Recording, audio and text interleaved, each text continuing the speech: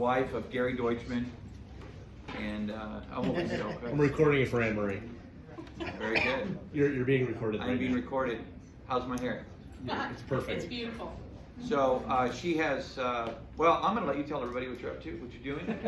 And you are a funny person. You got a great sense of humor. Thank you. And you're very kind, and I'm glad you're here today. Put our hands together for Anne. Remind me, I'll look up a person who's hair supply, Hans Wyman, Joe Wyman. Well, I'll get you connected. I met Hans Wyman. Did you? I know. Yeah. Him. Well, anyway, welcome everyone, and I am really excited to be here today with you guys. And I'm going to start off to tell you a little bit about myself, and so you'll kind of understand. I'll make the connections. You're probably questioning, like, what's she going to talk about? It's a little obscure. Laughter. Does this even mean much for my business, or how is it going to impact me? Well, you see, in my business, I'm laugh, learn, lead. And the reason laughter is such a big deal for me is that it's a universal way for us to connect. Right? Because we all, when we're laughing, we're generally connecting. Maybe you're laughing over something else, but I'm laughing, we're laughing. It's just like the smile, right? Because a lot of times people forget that. They forget what this is doing, and they forget about, let's just relax and enjoy ourselves and try to connect so that we can do some business maybe together, or we can build a friendship, or even in your family. The learning is so important, because if you're not learning and growing, you're dying, right? Because growing means that it's an ongoing thing, that we are continuously stretching ourselves to learn something new, maybe try something new, or think differently. I went through the John Maxwell training over the summer, which, if you guys know John Maxwell, he's a pretty well-known speaker and leader, and one of his laws in the 15 invaluable laws of growth is the law of the rubber band. And the law of the rubber band is, basically, you can place a rubber band in front of anyone, but that rubber band is absolutely useless unless it's stretched. And if you're not stretching and you're not growing, then you're kind of dying. And so we're here, and I'm here to talk a little bit more just about that. The lead component of my business is really influence. Influence and connection to people, help people move in a direction that you would like them to move in, right? Having influence with individuals and being able to connect with them on a deeper level, then they trust you and they want to do business and they want to connect with you and they want to move forward. If you're missing that link and you're not having that happen, then you're not really leading them in a path that you'd like to be led. So leading yourself, leading others, or even if you have a team, you're influential on that team. You have influence wherever you go, and hopefully it's good influence, right? So my background pretty much is 5 years of project management, 10 years of being in nonprofit and sales, and 2 years in senior living. And you say, okay, so why, this is my own business. Well, as I've progressed in my life, some of the things that have happened over the time in my career, and many of you have experienced this. I was in a job where I was pushing, it was nonprofit, let's sell for the cause, And you know what, it was great for a while. Except that when it came time to really push further and further with that, there was just kind of a cap placed on that, and other people had influence, and that, didn't lead me where I wanted to go. But in the meantime, I figured out that, I like to laugh with people, and I decided I would take a step out and do some stand-up comedy.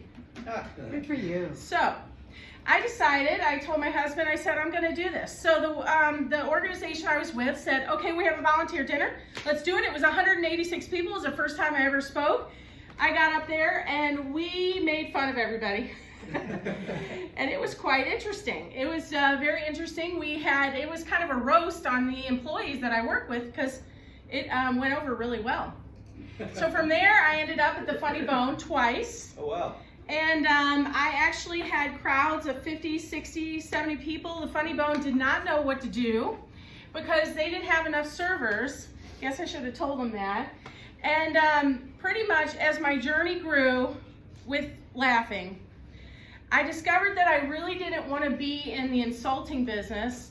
I wanted to be funny and I wanted people to laugh, but I couldn't stand in a bar over and over again and be okay with that and live the rest of my life doing that.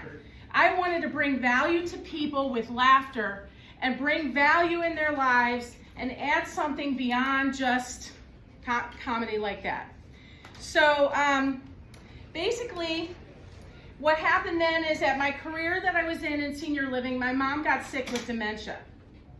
But she would always say to me in her little German dialect, "Oh, Annie, you should always laugh. Laughter is good medicine," right? She would say it to me, and she would always remind me of that. But when my mom began forgetting my daughter's and my son's name, and we were losing her, and I was growing in my career at the senior living communities, I discovered something really interesting happening. There was a lot of inappropriate humor happening. A lot. We do it today. We see it everywhere. It's everywhere. And then people say, okay, let's not be politically, we need to be, like, you got people on one extreme and you got people on the other extreme.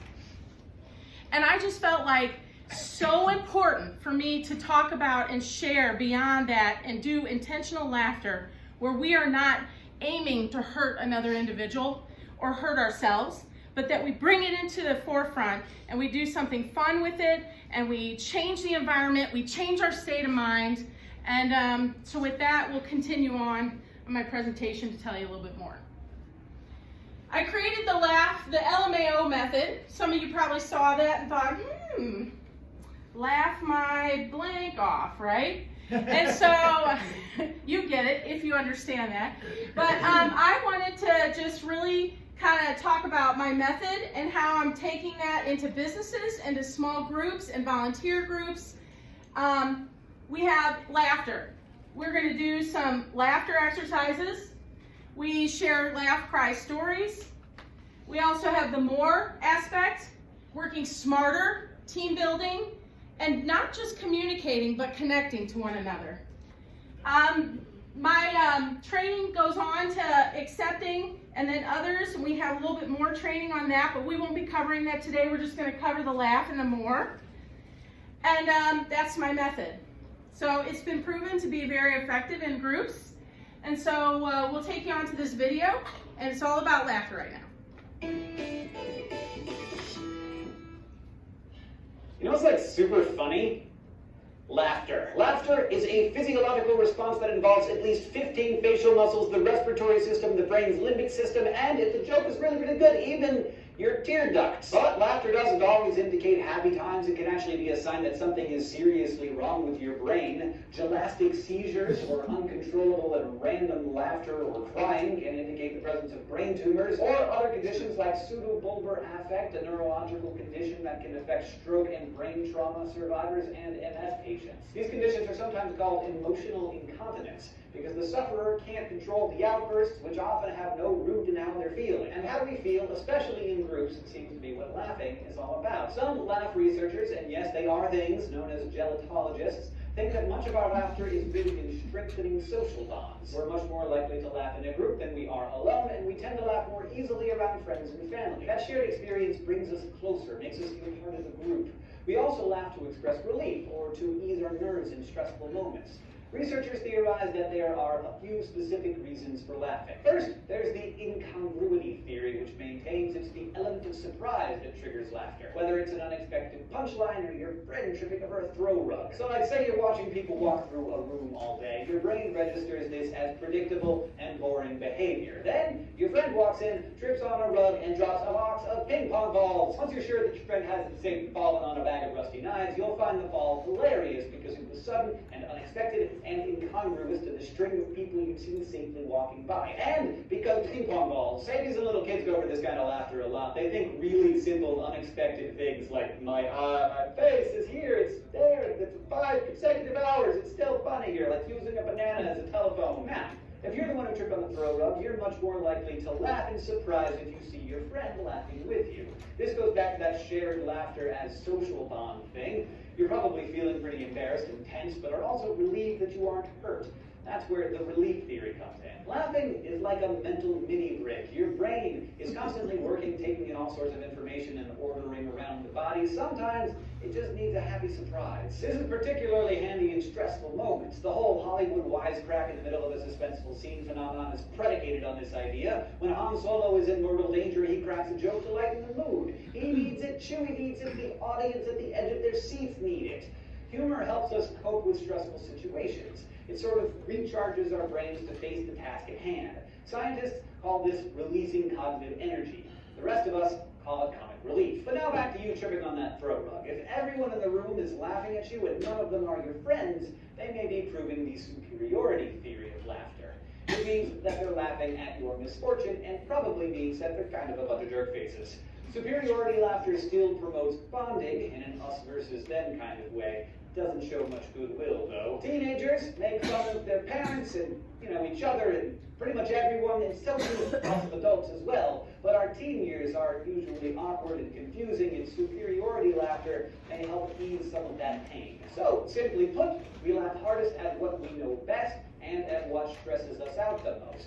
And maybe that's why it's great for you both physically and emotionally. It reduces the release of stress hormones that jack those fight or flight feelings. It lowers blood pressure and oxygenates your blood flow. It even increases your T cell levels that help your immune response and B cells that produce antibodies. Also, laughing 100 times is estimated to burn as many calories as a 15-minute bike ride. So, you see, laughter is not the best medicine, but it's not a bad medicine either. Thank you for watching this episode of SciShow. If you have any questions, comments, or ideas for us, we're on Facebook or Twitter, or of course down in the comments below. And if you want to keep getting smarter with us here at SciShow, you can go to youtube.com/.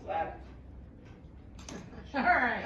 Well, laughter may not be the best medicine, but apparently it's supposed to create really good abs, and I'm still working on that, okay? I'm still working on that. So here we're talking about the structure of the brain, the limbic system, which controls the essential human behaviors. It also contributes to the production of laughter. Plasticity of the brain. This is so important. We don't think about it, but in our world today, there is more dementia. There is more Alzheimer's. There is more things coming our way, attacking our brains. And we have one tool that has been given to us as a gift to be able to kind of refire neurons in our brain. A lot of times people say, oh, well, I've lost my brain. Like if you have an injury or you're not using it, it's gone forever. Really what has happened in my studies and my journey with my mom and having dementia, having a daughter with ADD, using humor for us to be able to get through tough situations, we've kind of learned a lot about the brain and what is going on. And this talk today is about intentional laughter. Sure, you hear a joke. Sure, we can laugh for a few seconds. Maybe we watch a show, but this is a little bit different. Almost laughter as an exercise. We're, being open-minded to a new idea or concept. One of the biggest things they're finding right now in brain study is that learning something new or doing something like this intentionally on a regular basis is healthy and actually refires neurons. And that refiring and that laughter changes your state. So now you are more creative to make a solution happen. Because 95% of our thought process, our subconscious mind, it's there. We can't bring all 95 of that to the 5% conscious mind, but what happens is laughter is one tool that will kind of shake things up and actually refire the brain, and you get new ideas and concepts out of that. It's kind of an interesting thing. So I've learned a lot throughout that study, and thankfully anyone can rewire their brain towards positive thinking and more resilience with stress and adversity. The people you're dealing with, real estate, any business you're in, you're solving something for them. You're filling a need.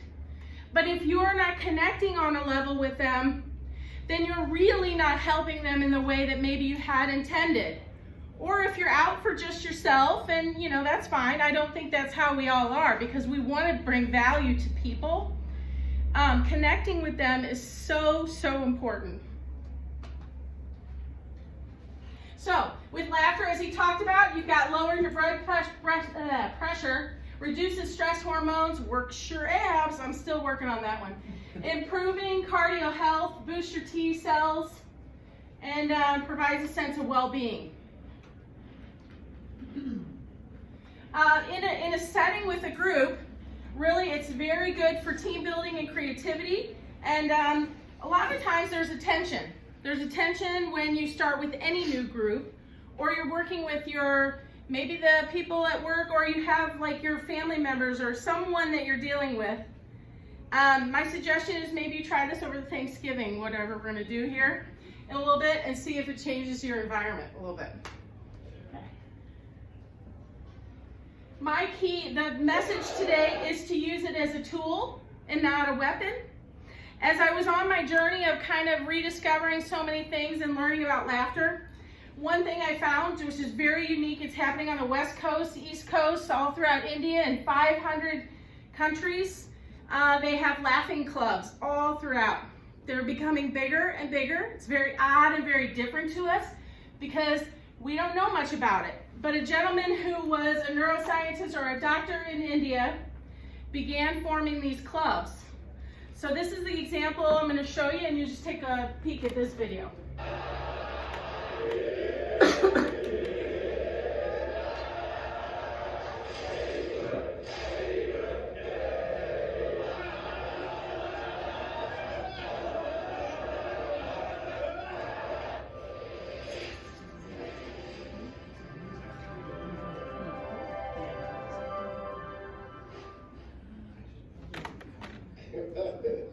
If you're looking for any team building exercise, we have laughter yoga for you.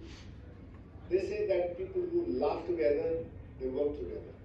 So laughter yoga exercises can be a fantastic tool for leaders to keep their team motivated to achieve some targets. Sometimes there are people have difference of opinion, some conflicts among themselves, and they are not able to achieve their targets. So just making them laugh 5 to 10 minutes before starting any project, that will keep them in high spirits, and there will be less conflict, and they can solve their problems in a much better way. What began with 5 people in a Mumbai park in 1995 has spread to more than 5,000 laughter clubs in 50 countries. More than that, Kataria says the breathing and laughing of laughter yoga will improve your health, even if you have to fake the laughter.